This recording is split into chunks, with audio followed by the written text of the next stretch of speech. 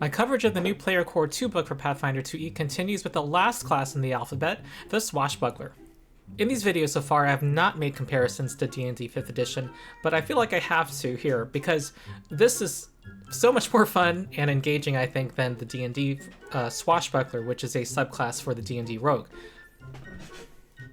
Oh, Megan's here again. She wants to join. It really serves the class fantasy of the flamboyant fighter. Let me introduce myself. I am Ronald, the Rules Lawyer. I am a lawyer who runs tabletop role-playing games. My preferred system is Pathfinder 2e. I ran an after-school, middle-school RPG class for several years. Support my Patreon if you haven't already. I don't make money as a lawyer. For more info, look at this video. Oh, look at that shirt. Supporting my Patreon gives you ad-free early access to most of my videos and exclusive content. Alright, let's talk about the Swashbuckler. This is our dramatic martial character who fights with style. They do spectacular deeds with confidence that put them in a special state called Panache that lets them move faster and do more damage, which they can end with dramatic finishers that they start with 1 and can get more. Panache is not a resource to track, you just need to do something dramatic to activate it, whether that's tumbling through your enemies or, depending on your subclass, doing something else.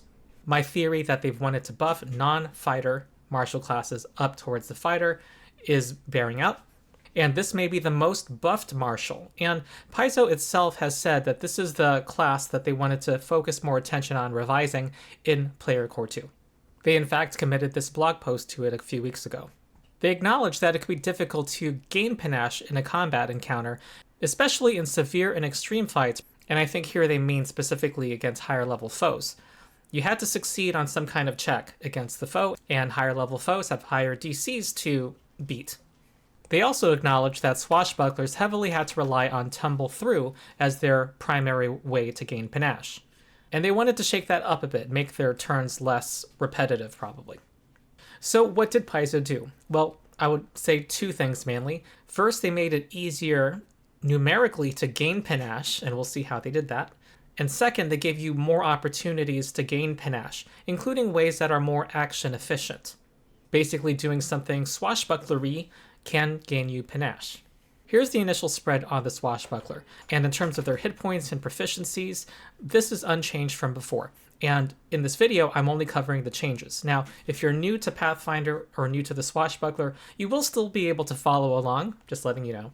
You'll get a sense of this class. And in terms of their weapon and armor and saving throw proficiencies, think of a rogue. And from that, you're probably getting a good idea of what the Swashbuckler is getting. They just don't get the huge number of skills that rogues do in Pathfinder, but who does? Alright, let's look at their primary class feature, Panache, which has been revised. The older version is on the left. Alright, first of all, what is Panache? Once you gain Panache, you get an increase in your speed and a bonus to some skill checks, and you do extra precision damage when you strike. That starts at +2 at level 1. It must be a melee attack normally, with an agile or finesse weapon or unarmed attack. You also have the option to do special finisher moves that make you lose Panache but increases this precision damage to 2d6. All of these numbers increase as you level up. And at level 1, you start with the Confident Finisher action. You basically get that souped up precision damage if you land, but also if you fail, but don't critically fail, you do 1/2 of that 2d6 precision damage regardless. Now that Panache is easier to regain, this is something you'll want to use more often than before. Before, the way you would gain Panache would be by successfully performing a skill check. That had to be tumble through, the action that lets you walk through a foe's space with a successful acrobatics check, or an additional action determined by your subclass, your swashbuckler style. Additionally, you can improvise actions such as the classic grabbing and swinging on a chandelier before jumping to attack a foe. And the suggestion given was a very hard DC for your level, which in Pathfinder terms means getting the standard DC for your level, and there's a chart for this, which is 15 at level 1, and adding the very hard modifier, which is +5. So you would need a 20 typically at level 1 to succeed on this check. And your best skill is going to have a +7 at level 1, just saying. And if you don't succeed on your check, tough shit, you don't get Panache. Well, what changes here is that what gains you Panache is any action with the bravado trait. And what has the bravado trait? Well, things we've seen before. Tumble through, and additional actions determined by your swashbuckler style. Nothing new here. It just looks like a change in terminology. But let's look at that bravado trait, shall we? It says that if you succeed, you gain panache, as before. However, if you fail, but don't critically fail, you gain panache, but only until the end of your next turn. Remember, critically failure means failing by 10 or more. This is huge for the Swashbuckler. Finisher moves that you get as a Swashbuckler do more damage, but they end your panache. Well, now that it's easier to get panache, it's much less costly to lose panache by doing finishers, because you can get it again relatively easily. And for improvised actions such as swinging on a chandelier, it should involve a DC that is at least non-trivial. Now, what does that mean in game terms? Well, it's not really defined mechanically. Here's the chart of the standard adjustments a GM can give to a DC, depending on how easy or hard it should be, and non-trivial is not on this chart. So all I think they mean here is some soft advice that it shouldn't be an auto success for the Swashbuckler. Another change. Before, you would need to enter panache to get the circumstance bonus to checks that would gain you panache. Now you can get that bonus from the start of a combat encounter. So here's another numerical boost, making it easier to gain panache. I will note, however, that this bonus applies to skill checks, so it doesn't apply to strikes, and there are now bravado actions that involve strikes, such as our level 3 class feature, Opportune Riposte. The way it resolves is the same as before. If a foe critically fails on a strike against you, you can, as a reaction, make a melee strike against that foe, or try to disarm it of the weapon it attacked you with. This also has the bravado trait. This is now another way that you can gain panache when it's not even your turn. And even if you miss with your strike, or fail on your disarm check, so long as you don't critically fail, you gain panache until the end of your next turn. Let's look at other changes to class features as the Swashbuckler levels up. At level 3 is Stylish Tricks. This is the one that gives you a bonus skill feat at certain levels that must either be in acrobatics or related to a skill coming from your subclass. Well, they've now added bonus skill increases at 3rd, 7th, and 15th levels. This can be in acrobatics or in the skill associated with your subclass. There were actually other classes published after the Advanced Player's Guide in which the Swashbuckler originally appeared that had auto-advancement of their key skill or skills. This now catches up with those and is a welcome change. Next, our Stylish Combatant feature improves at level 9 to give you a +2 bonus to those skill checks that would give you panache. In other words, to bravado actions. Level 11 sees another important change. Before, Swashbucklers had continuous flair, which allows them to get that bonus to skill checks outside of combat encounters. However, they had to first succeed at a check that would have given them panache in combat in order for the bonus to activate. So if you were a wit Swashbuckler, you had to insult somebody with bon mot before you could get a bonus to future bon mot attempts. Well, now you just get that bonus constantly. All bravado actions for you constantly have what's now a +2 bonus. Mind you, the bravado actions tend to be combat related. So this basically helps you in situations that will likely develop into encounters. And remember from earlier that particularly daring actions like swinging on a chandelier or sliding down a drapery have the bravado trait. With GM approval, of course. That means that you get this constant bonus, now a +2, on everything daring while you are in the exploration part of the game. All right, I'll talk about the subclasses. They're not very complex for the Swashbuckler. As before, each one gives you training and a skill and might give you a skill feat and gives you another bravado action or actions. They are Battle Dancer, Braggart, Fencer, Gymnast, Rascal, and Wit. Yes, you can gain panache by insulting an enemy. And also at level 9, you get a additional rider effect when you do one of your special finisher actions. Now, looking at these, there's very few changes. I'll say that the Gymnast now adds a reposition to its list of actions, which was invented with the Remaster, so no surprise. But we also get a brand new subclass, the Rascal, which can dirty trick its way to panache, and that is also invented with the Remastered. The Dirty Trick general feat appears in this book. It uses the Thievery skill. You spend an action, and you need a hand free, and you can do something like hook a foe's bootlaces together or pull their hat over their eyes, and they become Clumsy 1, so a penalty to their armor class and reflex saves for the duration. They have to spend an interact action to remove the penalty, and if you only succeed and don't critically succeed, it ends after one round regardless. If you critically fail, you fall prone, which is hilarious. Now I'll point out that this has the attack trait. That means it increases your multiple attack penalty that grows as you make more attacks on your turn. And it's also subject to the multiple attack penalty. So next to the athletics skill actions like grapple, shove, and trip, this looks kind of lackluster. And I've seen some discussion to that effect. However, I would point out that clumsy does stack with the off-guard condition, which could be gained from flanking or grappling somebody. This is an additional penalty. And if you make them spend an action to get rid of it, that taxes their actions. But I do honestly wonder myself whether it needed the attack trait.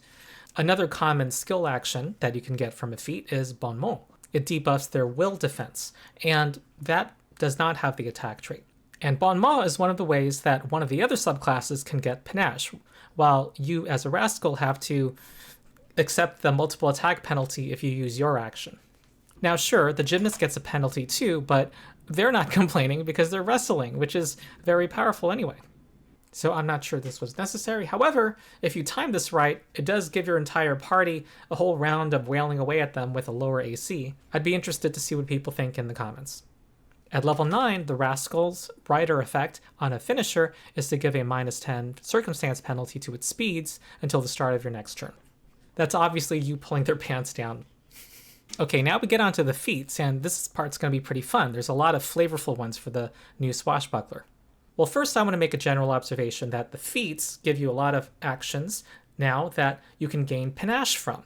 Before it was limited to a small handful, but now there's a lot more. And some are even better and have the bravado trait and let you gain Panache even if you fail but don't critically fail. I'm not going to go over all the feats that have this improvement. I'm just going to point out a couple as examples. Flashy Dodge used to be called Nimble Dodge. Many of you who play Pathfinder know what this is. You spend a reaction when you are targeted by an attack, and you get a +2 circumstance bonus to your armor class against it. It now says that if the strike misses, you gain Panache until the end of your next turn. Another feat is Disarming Flare, which I was curious about how this would be revised, because what it previously did, which lengthened the debuff on a foe when you made them loosen their grip on their weapon, that became part of the new buffed disarm action available to all characters who are trained in athletics now. So what does it now do for the Swashbuckler? Well, what it says now is that when you disarm a foe, or try to, you gain Panache because it now has the bravado trait. There are many other feats at level 1 and at higher levels, obviously, that gain you Panache when you succeed at using it in some way. Here's another example, Extravagant Parry. This feat now combines what 2 feats gave you before. It basically gives you a parry action with your weapon, if it's one-handed, to improve your AC until your next turn. It goes from a +1 to a juicy +2 if it's a parry weapon or you have a free hand. Every +1 matters in Pathfinder because they can prevent crits as well as hits, and every +2 matters more. This feat gives you the benefit of a buckler or potentially a shield without having either. You might even be dual wielding.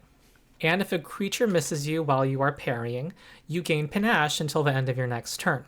Now, I'm going to point out another feat that shows up here in this book, Elegant Buckler. And I just want to say this feat looks a little sad next to this one, because you gain Panache only if the foe critically misses you with the strike. I think it's the only feat that has this condition, requiring a critical miss against you to gain Panache. I'm not sure that should be there. Why not make them uniform?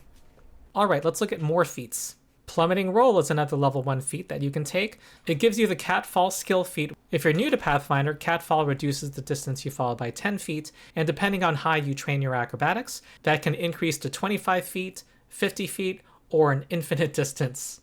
And if you fall at least 10 feet and would take no damage, because you've reduced the effective distance, you tuck and roll with the motion. You get to land on your feet and stride up to half of your speed.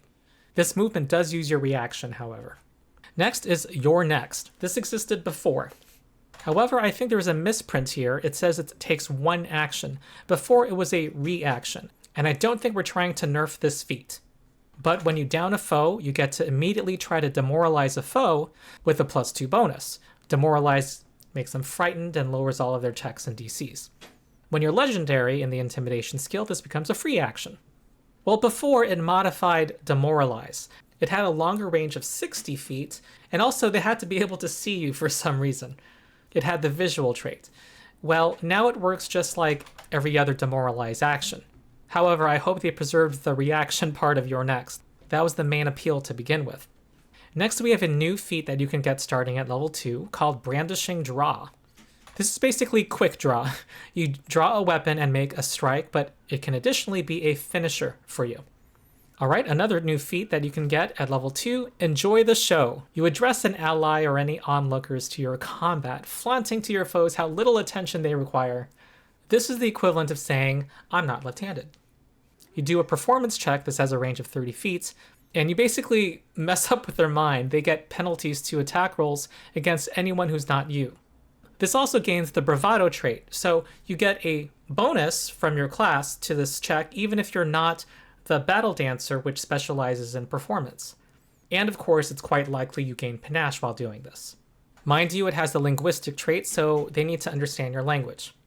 Next is a level 2 feat called Retreating Finisher, so you can get that finisher bonus damage, and if you fail, you can step as a free action. So it's an insurance policy in case you don't kill your foe. Because for most foes, they'll need to spend an action to re-engage with you now that you are farther away.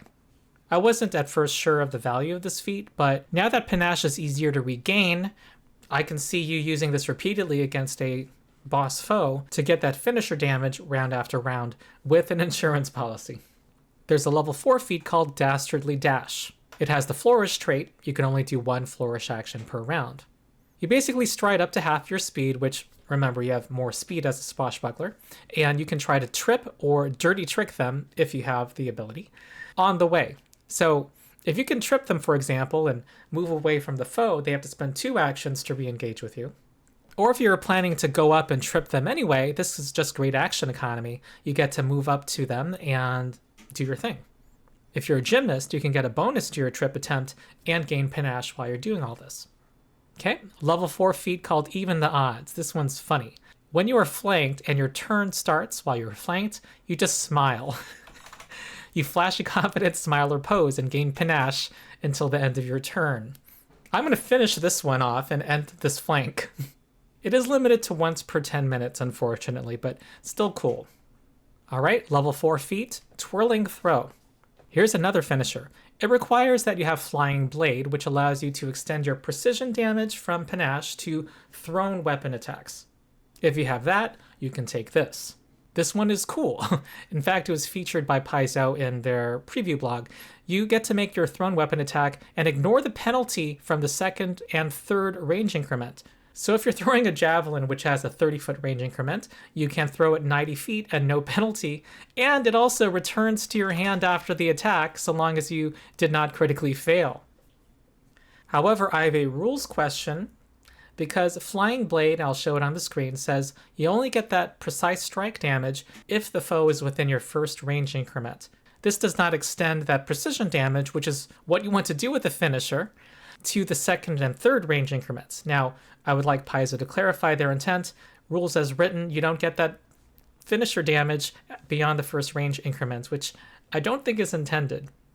The level 6 feat, Agile Maneuvers, existed before. This is the feat that reduces the multiple attack penalty on your athletics skill actions, like disarm, shove, and trip, from -5 to -4. What's new is this last sentence. If your weapon or unarmed attack is agile, and you have panache, you reduce it further to -3. This basically makes it consistent with the new rules for athletics skill actions in the Remaster, which already reduced this penalty to -4 if you're using an agile, unarmed attack like your fist. This lowers the penalty even further. Next is Vexing Tumble. It's a level 6 feat, and this has the Bravado trait. This lets you avoid enemy reactions based on movement. You get to move up to half your speed, and your acrobatics check, you get your usual bonus to bravado actions, and it's likely to give you panache. And any foes you critically succeeded against are off guard to you until the end of your turn. Next is the level 8 feat Distracting Toss, and this is pretty amazing. It has both the flourish and the bravado traits. First, you need to have a thrown weapon on your person, and let's say you're wielding a sword. You throw that sword up into the air and try to distract a foe, It's a feint check, so deception skill. And then you also draw, this all takes 2 actions, by the way. You also draw a thrown weapon and throw it at the enemy. You might hit that foe, and you also catch the weapon that you originally threw in the air as part of this, which is, oh, so funny and cinematic. You also gain Panache unless you critically fail, which also makes you fail to catch the weapon you threw up. Next is the level 10 feat Stumbling Finisher. This, if you land your strike, pushes the foe 5 feet, 10 feet on a critical hit. So it's another finisher that creates distance between you and your foe, and also might knock them off a cliff. Next is Switcheroo. Here's another hilarious one.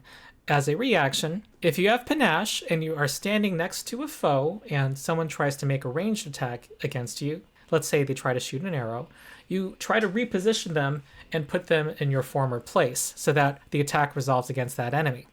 It will cost you your Panache, however, unless you critically succeed. The next feat is level 12, and it's called Get Used to Disappointment. This actually was the subject of a Reddit post in the subreddit recently. This is a direct quote from The Princess Bride. But this is just really cool. If an enemy within 30 feet of you failed to hit you with a weapon or failed a skill check against you, you can just at the start of your turn show your disdain towards them, reminding them of the gap in skill between you and your opponent. You get a free demoralize attempt against them. This is nice not only mechanically, but also thematically. This just seems like something that many Swashbuckler players will want to do. I will point out, however, that Demoralize normally has a 10-minute cooldown, but this says 1 minute. I assume this overrides that cooldown. The next feat is The Bigger They Are. It is a bravado action. This is basically tumble through with the additional effect of opening them up to more damage from you. With reckless speed, you dash, jump, and swing around a creature to find a more vulnerable spot. You try to tumble through them, and they must be larger than you. So that's a new requirement. And if you succeed, they get a weakness to your precision damage equal to half of your level. It applies to your next attack against it, but if you critically succeeded, it lasts until the end of your turn. Next is a level 16 feat called Revitalizing Finisher, another finisher that if you land, you and your allies within 30 feet are inspired and get temporary hit points equal to half your level. And if you fail but don't critically fail, you alone get the benefit. These temporary hit points do not expire. Alright, we now get to level 20 feats.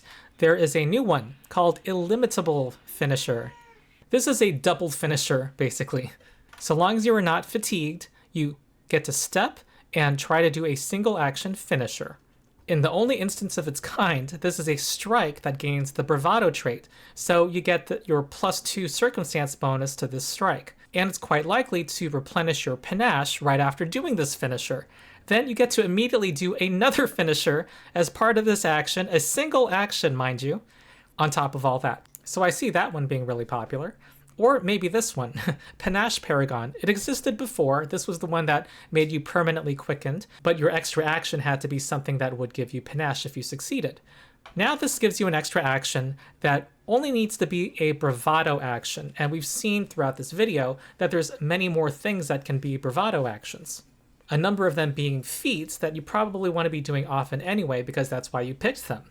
So this becomes quite a strong feat. The haste spell in Pathfinder limits your extra action to strides and strikes, but this lets your extra action be a variety of things that really synergize with your class, that are likely to get a bonus because they're bravado actions, and are likely to give you Panache, again, because you might have done a finisher earlier that turn, but now you can bon mot them and get your Panache back before your turn ends. Alright, so let's say you're a level 20 Wit Swashbuckler. Well, that Storm Giant you're fighting on their last turn tried to hit you and failed. Ooh, you start your turn with a free action saying Get Used to Disappointment and successfully demoralize them. Then you use The Bigger They Are to go through their space and make them weak to your attacks. Then you make a Rapier Thrust. Then your third action, you do a Finisher action, doing extra damage and losing your Panache. And then your fourth action can be kind of anything because you already did a bravado action during your turn. But you will use bon mot. You insult them, and because you're a Wit Swashbuckler, you have a bonus, and you are almost certainly going to get Panache back. Alright, let's look at the Swashbuckler archetype. There's nothing to report here. It looks exactly the same. However, I think there is an editing error. It says that the dedication feat gives you the Panache class feature. Well, as written, if you take this rules as written, the Panache class feature does nothing for you because they separated the benefits of Panache from Panache. The bonus to your speed and the bonus to skill actions that would give you Panache is now moved to the Stylish Combatant class feature. This should probably say you get the Stylish Combatant class feature, but it doesn't. Okay, final thoughts. As a Swashbuckler in the remaster, you get more Panache, which is great. We want more.